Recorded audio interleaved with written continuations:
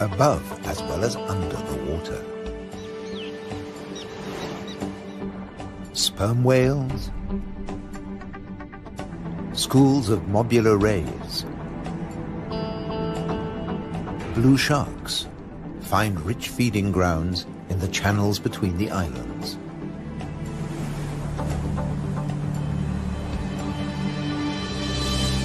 Nutrient-rich reefs draw in life. Blue whales seek out tons of krill in ocean depths. Here, around the Azores, Europe's wild islands.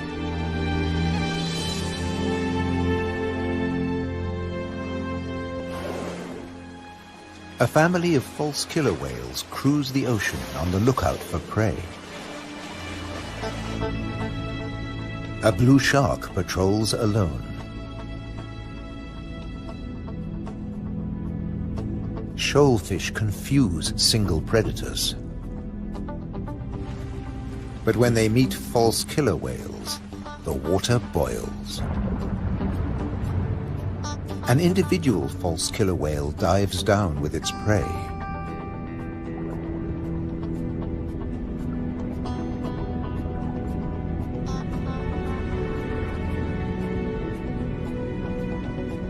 A blue shark comes late to the feast, drawn by scent molecules. But this morsel presents a problem.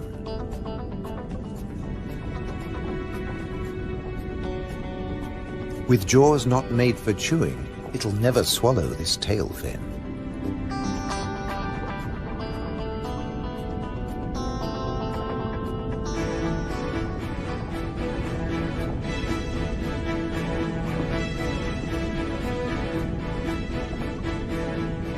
Most fish force water through their gills to breathe. This shark can't, so it has to keep moving.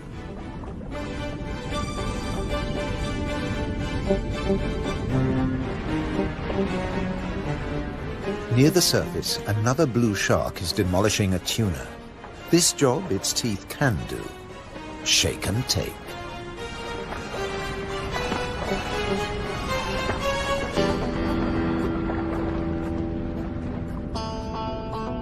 Fragments streaming from its gills float to the surface.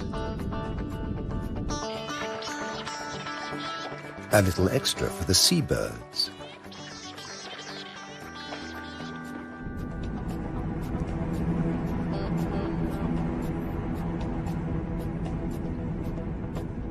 Not all the remains go up.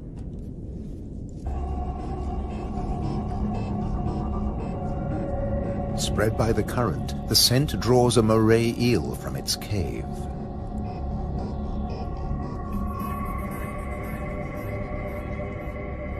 Sea bream, triggerfish, and painted combers are on its tail.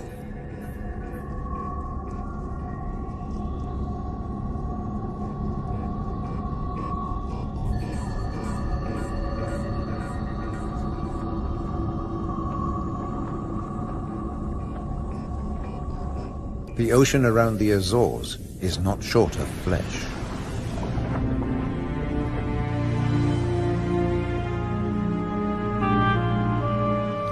And yet above the water, the islands themselves have no large wild animals. When Portuguese sailors landed on the Azores in 1427, these first humans found no vertebrates at all, except birds and two small species of bat. The birds evolved over time. This variant of the grey wagtail lives only on the Azores.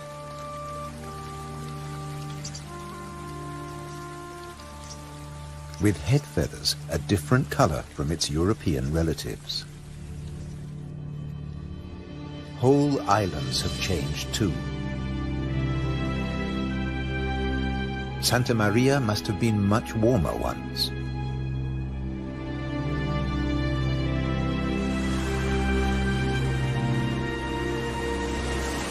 Many of these ocean fossils belong to extinct species that once lived in warmer waters.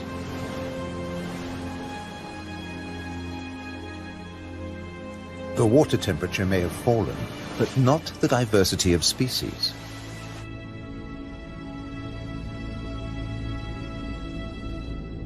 After nearly 6 centuries of human habitation, the seas around these volcanic islands are still largely unexplored.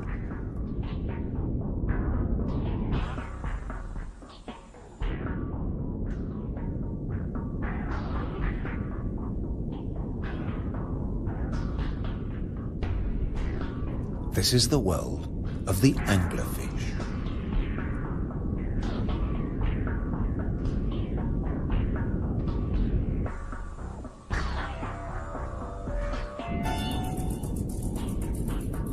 A 1,000 meters down, this pink frogmouth ignores the pressure of 100 kilos per square centimeter. Other deep dwellers are less easy to name.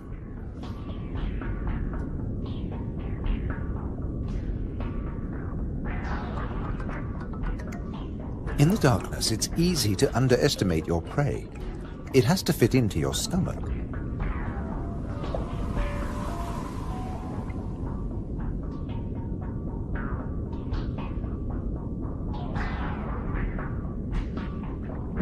The six-gill is one of the largest deep-sea sharks, but at night it swims to the shallows to feed. The spider crab lives in darkness. It has never seen this kind of light. Nor has its coral community. Beyond the scorpionfish and past the deep-sea sponges, there's an unknown world.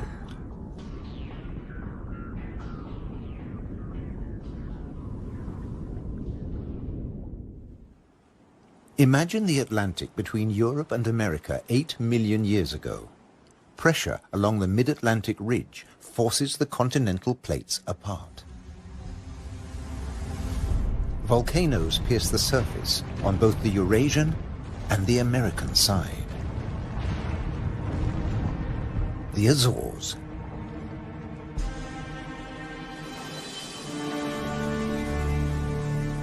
Most of the volcanoes are dormant. Water, not lava, fills their craters.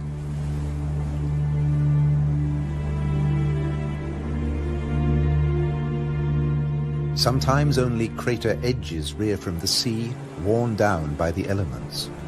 Spawned by the sea, there too they will return. For now, it's craters that dominate the landscape. Gases still escape from fumaroles on some of the 1,700 volcanoes. Heat brings water almost to boiling point.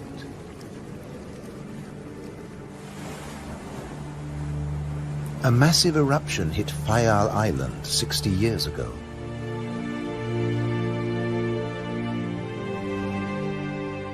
Humans couldn't live in this lunar landscape. Hundreds followed the sun to America. On the volcano's slopes, life had to begin again. Birds were pioneers on naked rock. Wind and birds still bring seeds from over the sea. Some come floating in.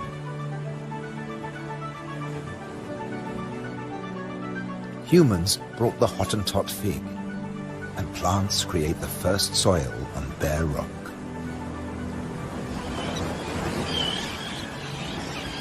An active volcano will destroy life. Dormant or extinct, it can create it, above and below the water. The underwater cliffs of Formigas are the summit of a volcano. Overall, the waters of Europe's wild islands are home to more than 1,500 species. This is the spiny starfish.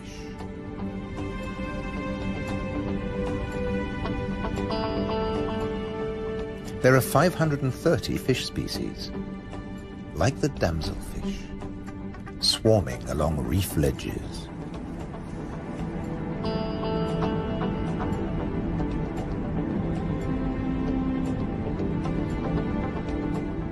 The grouper is a formidable loner. Its giant maws scare off intruders.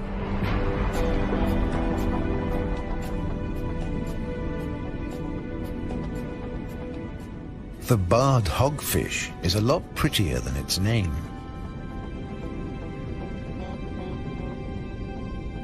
It's a protogynous hermaphrodite like its cousin, the grouper. It starts off female until it reaches a certain length. Then it becomes a male, aggressively defending its territory.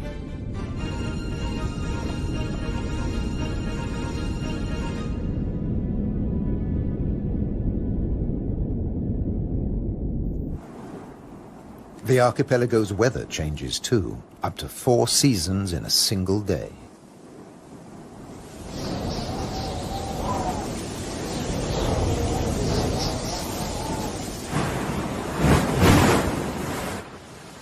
And when the winds blow above, down below, no one is safe. The storm surge tears into the seafloor. But turbulence won't deter European eels from their prey. They're adaptable, living equally happily in salt and in fresh water. This is just swell. Heavy surf stirs up food. For some, that means come out and eat. For others, take cover. The powerful grouper hides in his rock grotto.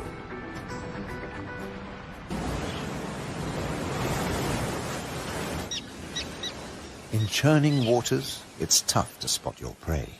But the common terns have no choice. The first chicks have hatched, and they're waiting to be fed.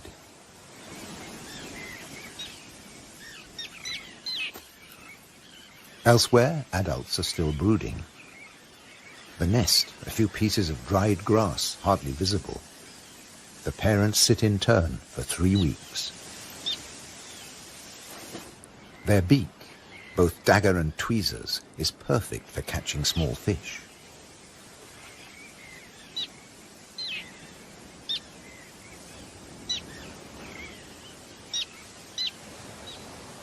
"3,000 pairs breed here.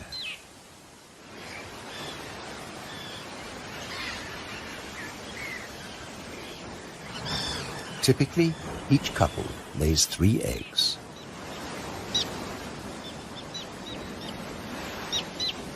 The chicks are fed for 4 weeks, till they can fly as well as their parents.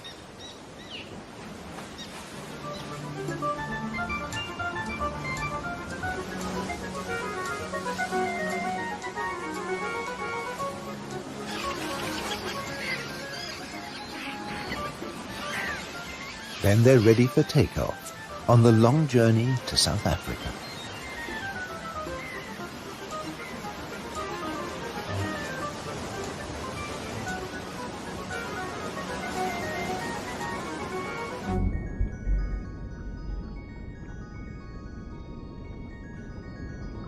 Under the water, survival can depend on staying still, very still, like a wide-eyed flounder.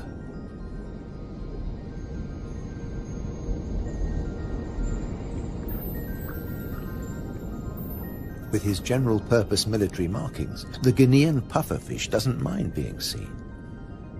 The Atlantic lizardfish doesn't bother with disguises at all. It simply shimmies into the sand.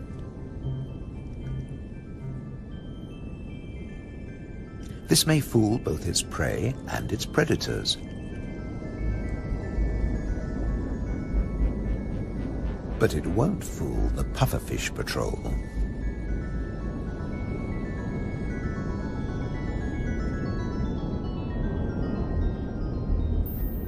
The shamefaced crab folds its pincers to protect its gills and digs itself in.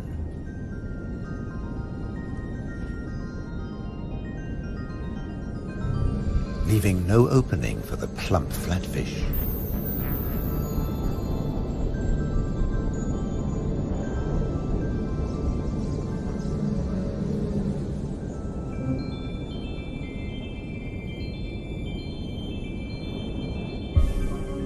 Bye.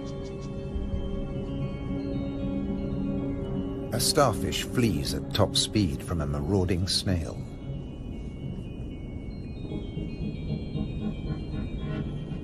The Triton snail feeds mainly on echinoderms like the purple sea star.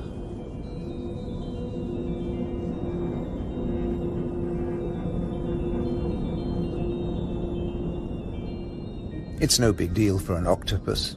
No pickings for it here.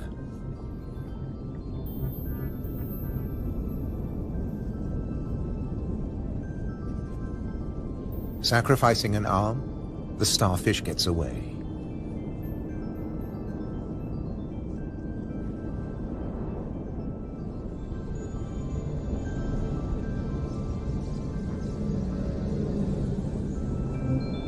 It's escaped with its life, and the limb will grow again. These wild islands in the Atlantic are a freshwater reservoir. Vast amounts of seawater vaporize in the warm ocean air, and freed of salt, they unload onto the Atlantic islands.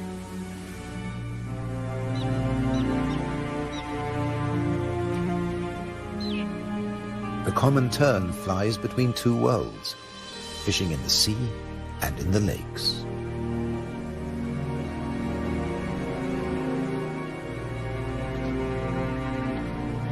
Humans brought the freshwater fish to these islands.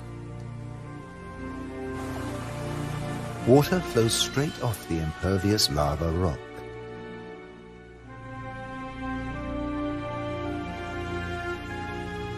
But peat moss sucks up huge quantities of water like a sponge,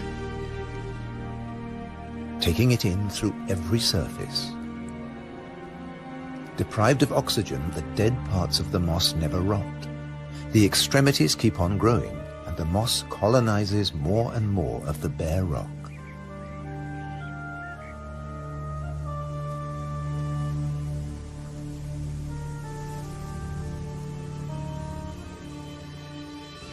Just beneath, more than 270 caves pierce these wild islands, dark and cold. Perfect for isopods, crustaceans that have their breathing organs in their legs. Or for cyanobacteria, a life form that has existed for nearly 4 billion years. Cooling lava drops create amazing shapes. Shark's teeth. It's a hollow, secret world, just waiting to be filled. Past the undersea threshold of the Azores, it's permanent night. Perfect for a nocturnal common stingray.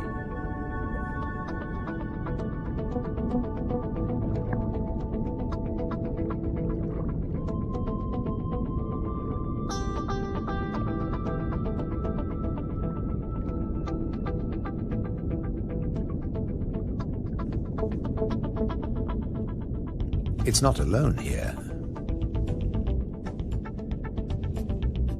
Sliding over the cavern walls, unicorn shrimp.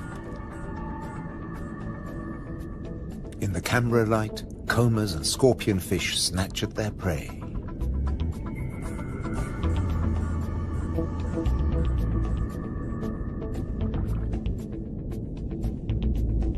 The brown moray eel is cleaning up on the cavern floor. The shrimps come up from deeper waters to spend the winter. For some, it's a short winter. The females packed with blue eggs are especially sought after.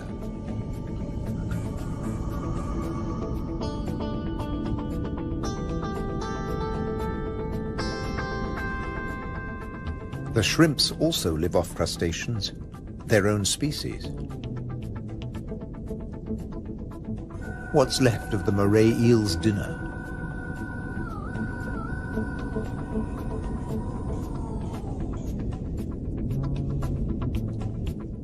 First, eat your neighbor, then take time for a spot of grooming.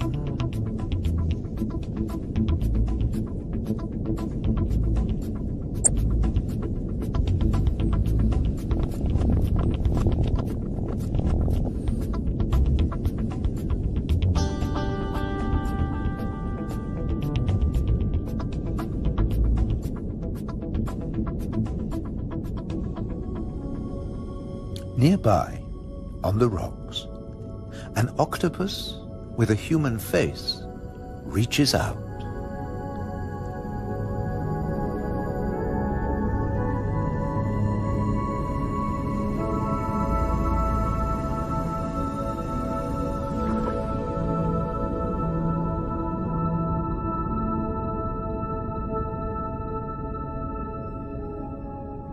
The stingray glides back to the ocean.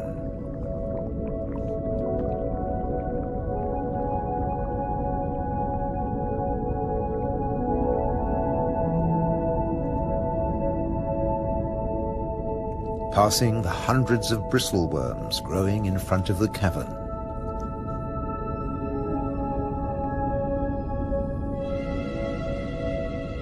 Their tentacles trap particles from the passing current to eat or to construct the tubes they live in.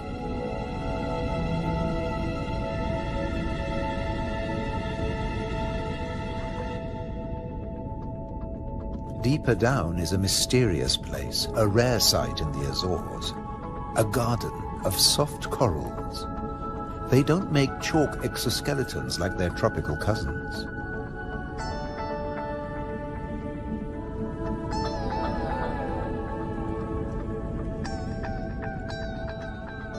The currents carry plankton down to their home on sunken seamounts.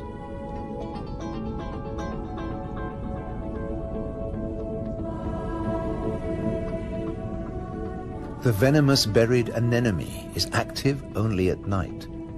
During the day, it contracts. Once, scientists couldn't agree whether corals were plants or animals, so they called them anthozoa, flower animals.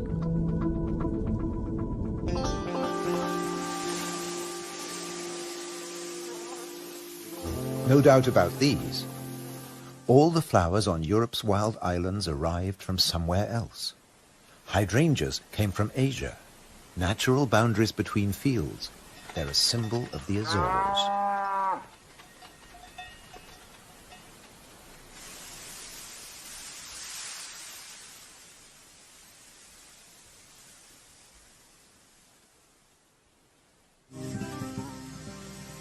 Hundreds of stone walls create hundreds of microclimates for the vines the settlers brought in the 15th century.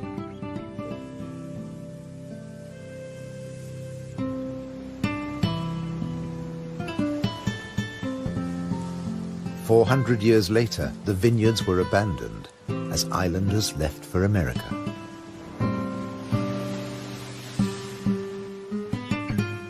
The stone walls became a playground for Madeira lizards. They were brought here by seafarers too. Azores wines are now fashionable again. Nearly 1,000 hectares, more than 2,000 acres of ancient vineyards on the island of Pico have been declared a World Heritage Site by UNESCO. The ruts of ox carts, once the island's only transport. They dragged firewood and building materials for houses and stone walls. And they carried the new wines down to the coast to ship to Europe, but at a cost. Beneath these waters is the strangest, most dangerous place on the Azores. They call it the Anchor Graveyard. Scores of great iron anchors lying on the seabed. When an Atlantic storm hit, the only way to save your ship from the rocks was to cut the anchor rope fast and dash for the open sea. The iron left behind has become a rusting reef for a multitude of creatures. These anchors are coated by algae and tube worms.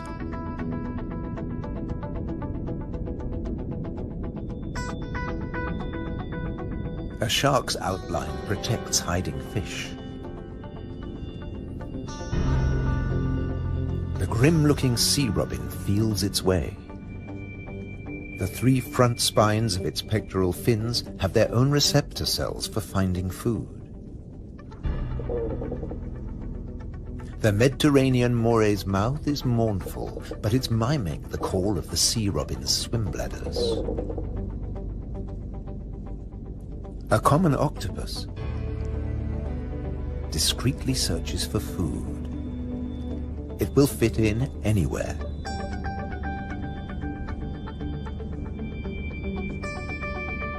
While bearded fireworms clear up the corpses in the anchor graveyard.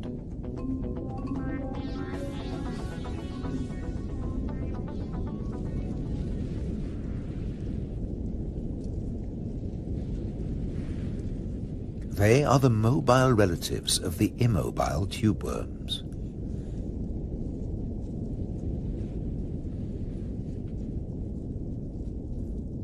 The octopus has found another spot to test its camouflage skills.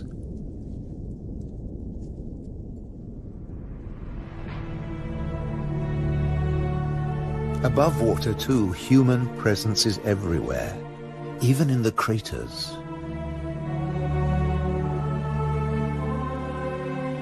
Any straight line means a wall. One that protects the grazing horses and cattle. By keeping the grass short, these domestic animals help the seasonal visitors that have been coming here for thousands of years. The ruddy turnstone digs to find fresh food. Black-bellied plover fly in from Russia on their way to their winter quarters in South America and South Africa.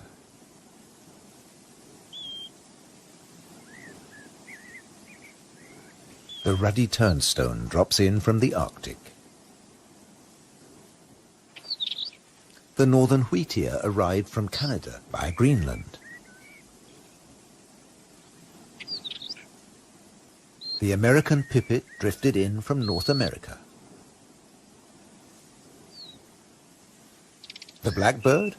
Well, it's here all year round. It's an endemic variety. The male is darker and glossier than its mainland cousin. Birds have to transport their own weight. A little body can be a big advantage on a long journey. But weight doesn't matter to other migrants. They're supported by water.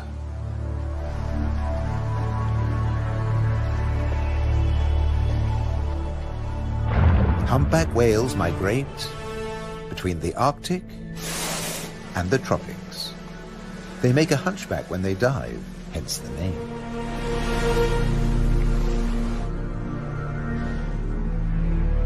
A pod of fin whales, the blue whale's closest relatives. The two species can interbreed. They swim back and forth between Arctic and subtropical waters.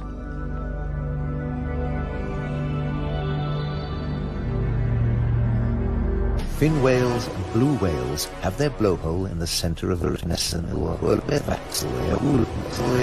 their skulls.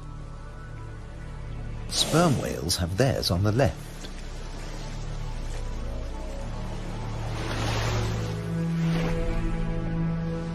Baleen whales spend long periods sieving krill and plankton from the waters of the Azores.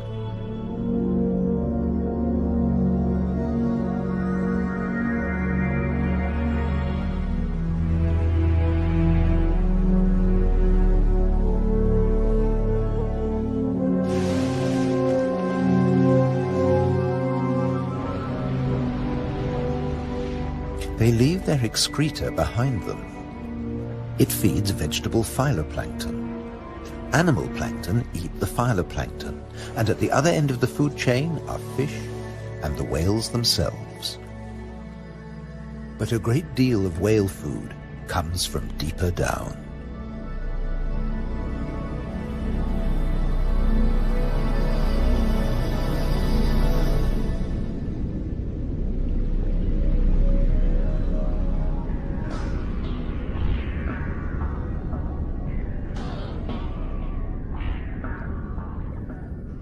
Meanwhile, not all the creatures of the eternal darkness are permanently banished to the depths.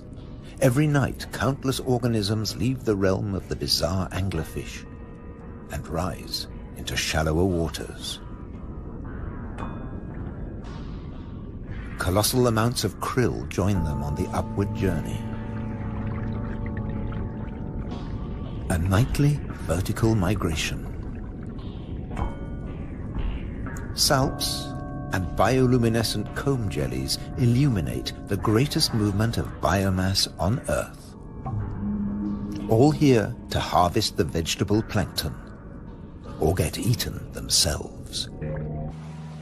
This innocent-looking blob is anything but. A Portuguese man-o'-war is a colonial organism, a conglomeration of polyps serving different functions. One polyp is the sail.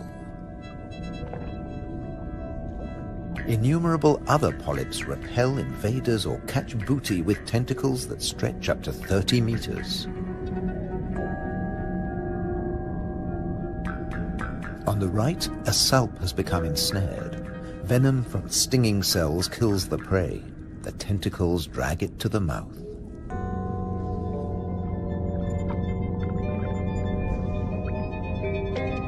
Salps are tunicates or sea squirts, more closely related to us than to jellyfish.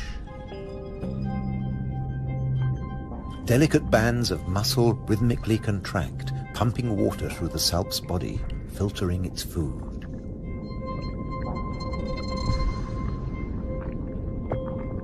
Salps build into chains and can direct themselves through the water.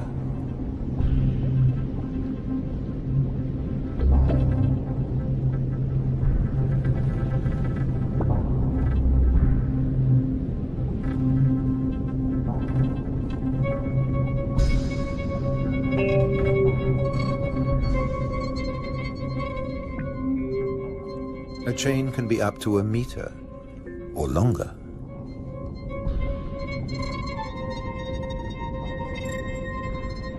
Unlike salps, many jellyfish have venomous tentacles. But they too have predators. They're one of the favorite foods of loggerhead sea turtles. On their 5-year journey from the Florida beach where they were born, they swallow innumerable jellyfish immune to the venom. But there's another hitch. Comb jellies have no sting cells, but in the water they look a lot like drifting plastic.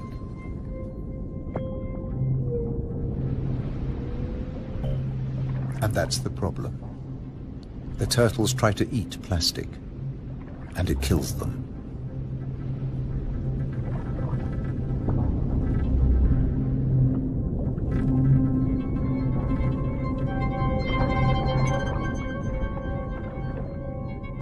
This is a great jellyfish hunter. At up to 3 meters in length, the ocean sunfish particularly relishes the Portuguese man-o'-war. But that too catches other jellyfish.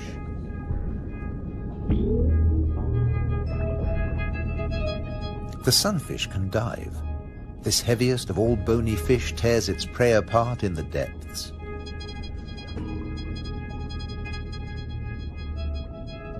The man-o'-war must stay on the surface, but it's a most effective hunter.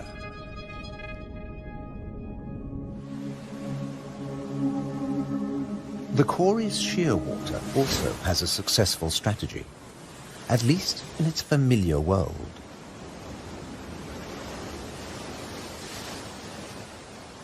It deposits its eggs in niches high on the rocky cliffs. No surf, no high tide can reach its young.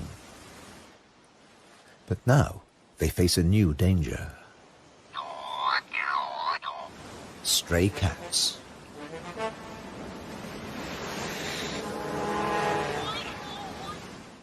The female shearwater laid a single egg in May.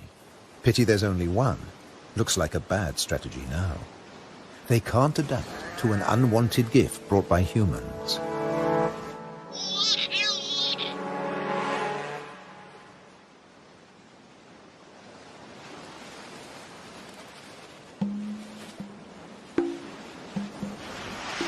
On the island of Corvo, more than 80% of predated chicks are the victims of cats.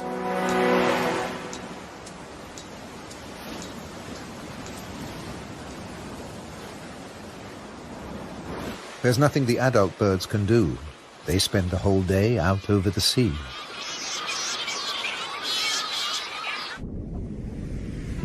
By contrast, periphyton, a mix of algae, bacteria and microbes, stay where they grow, ruled by time and tide. Some quickly find a home on flotsam and jetsam. Attached and yet mobile, they drift across the ocean. Goose barnacles fix onto hard surfaces. Their cirri grasp plankton from the water. No matter what it's made of, marine debris attracts life forms.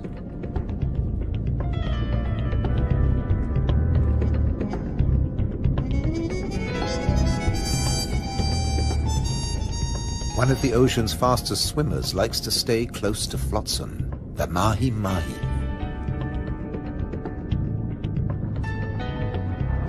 Because floats and buoys provide protection in the open sea. Some species may have survived ocean transfer as passengers on floating debris.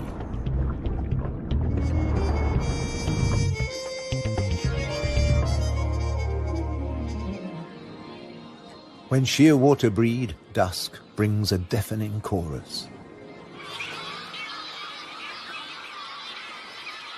Parent birds calling to their young as they return from the sea.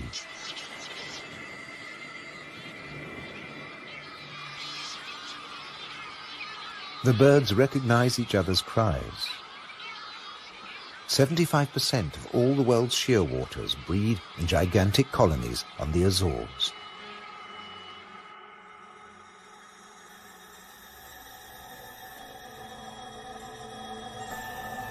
The name Madeira lizard says it all. This creature originated on a distant island. The Madeira wall lizard is very common on the Azores. It's one of the few reptiles found on these islands, and it's very fond of nectar. Invertebrates and vegetable matter complete its diet.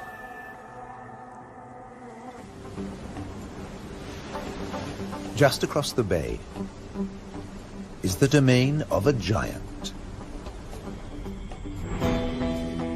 This is the whale shark. The world's biggest fish. That's what 12 meters of muscle and cartilage say about the whale shark. Like mobula rays, it's mainly a plankton eater, but also eats crustaceans and small fish.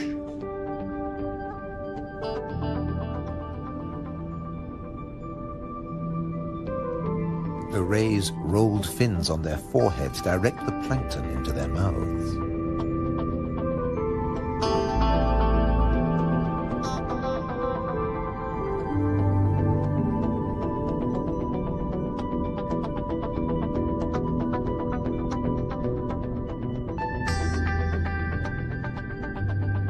Mobula rays are part of the manta ray family. They cruise in small groups, shadowed by fish using them as cover and picking up their leftovers. Flying in slow motion, the rays dance through the ocean, round the volcanoes.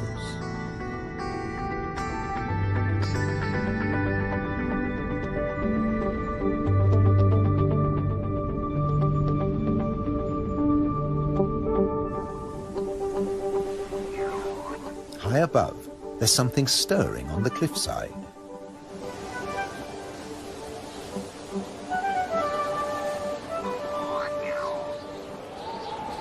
A Cory's shearwater leaves the nest niche for the first time. He doesn't know a thing about flying, but his parents have stopped feeding him.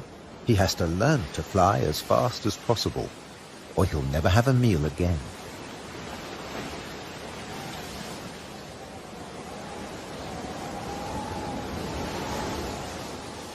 He needs a takeoff point with a fair wind.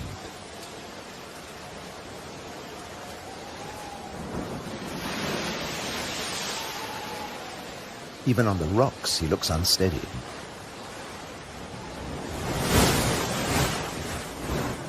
A fellow shearwater learns the difference between flying and falling.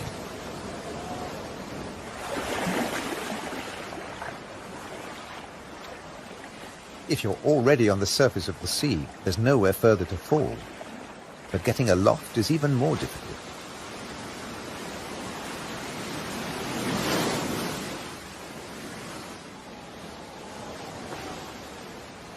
Wings over water. That's the right idea.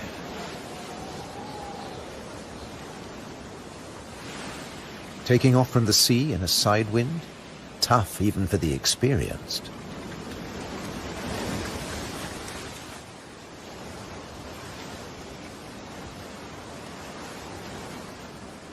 It's now or never. Pluck up your courage.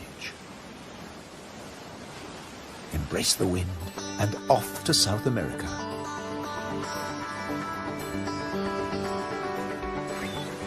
On the Azores, you're either coming or going. In December, with the sheer waters long gone, male sperm whales are returning from their feeding grounds in the Arctic waters. They meet males who were too young to make the journey and mothers with their young calves born while they were away.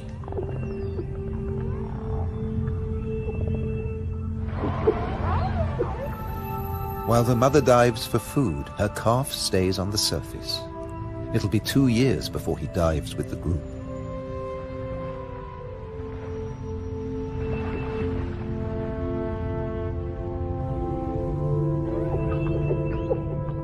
The whales will seek giant squid at a depth of 1,000 meters.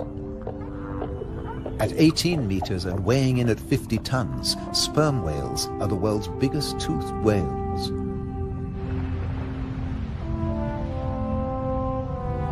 The calf will remain alone for up to an hour, defenseless against a possible attack by killer whales.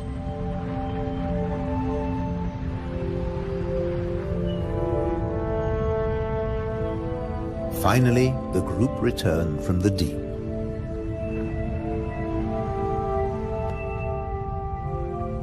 The calf is once more under the protection of its mother.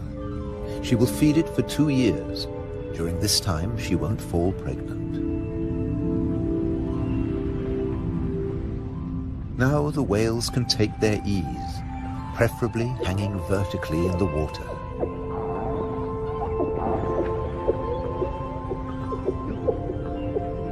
Someday the calf will join the long migration to the Arctic, before returning to Europe's wild islands, the Azores.